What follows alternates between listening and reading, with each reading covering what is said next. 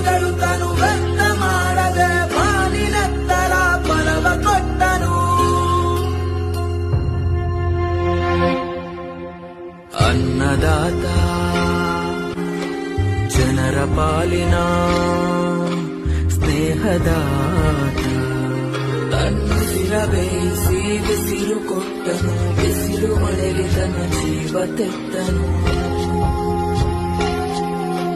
ನೀರು ಇಲ್ಲದೆ ನೆರಳು ಇಲ್ಲದೆ ಬೆಳೆಗೆ ಕಾಯುತ್ತ ಸೂರು ಬಿಟ್ಟನು.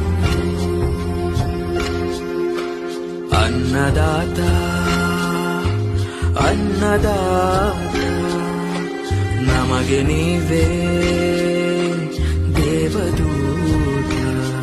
ನಿಸ್ವಾರ್ಥ ಸೇವಿನಿ ಶ್ರಮದ ಯೋಗಿ ಭೂಮಿ ಬಿತ್ತುವ ಮಹಾನ್